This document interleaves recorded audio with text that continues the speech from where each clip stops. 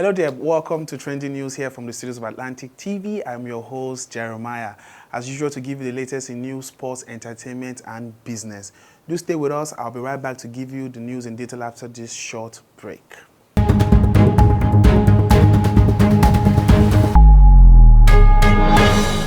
Welcome back. Moving on to our very first trending news for the day. Edo deploys 3,000 new teachers to school.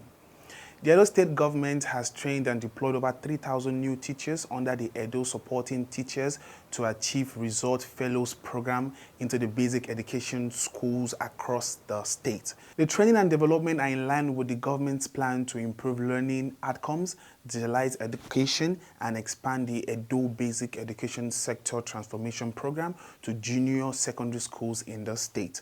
Moving on to our next story, 3 killed in attack on Ukraine Children's Hospital.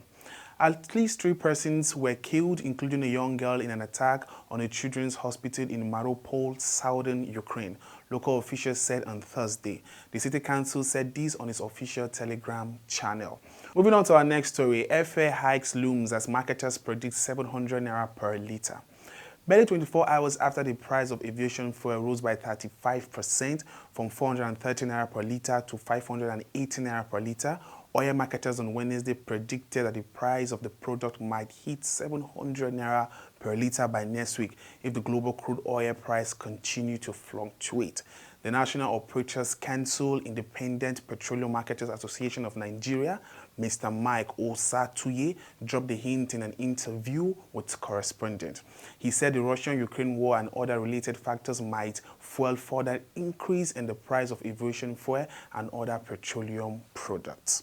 Moving on to our next story, reps summon NNPC, NCAA bosses, marketers over aviation fuel scarcity.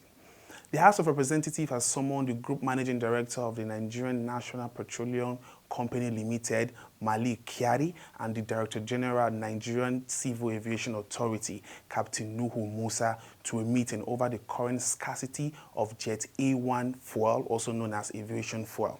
Deputy Speaker of the House, Ahmed Wase, conveyed the meeting scheduled for Thursday based on a motion of urgent public importance moved by the Chairman, House Committee of Aviation, Nolim Inadi, at the plenaries on Wednesday. All right, moving on to our next story. Top Russia-Ukraine diplomats arrive in Turkey for talks.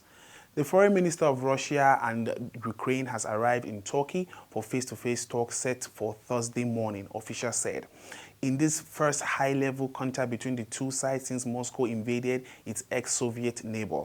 Officials from Kiev and Moscow have held several rounds of discussions in Belarus, but the meeting in the southern city of Antalya represents the first time Russia has sent a minister for talks on the crisis.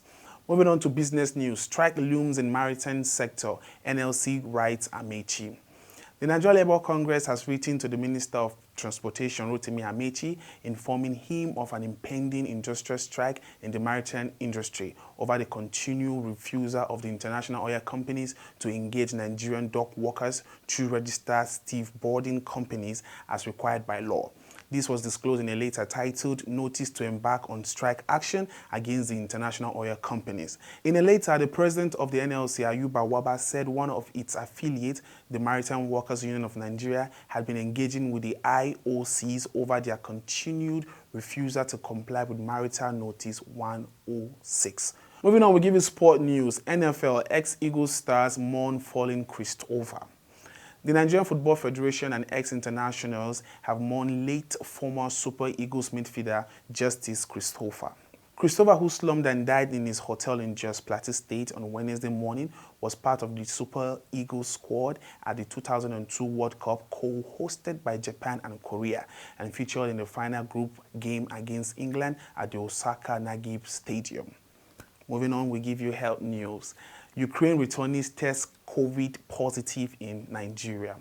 Nigeria Center for Disease Control says 60 persons evacuated from Ukraine has tested positive for coronavirus. The new cases push the number of new daily infections to 118, the agency said in its latest update. These new cases were reported mainly in the capital Abuja and in Lagos. Earlier, Nigeria had reported only 2 new infections this week, the lowest daily figure ever since the outbreak reached Nigeria in 2020.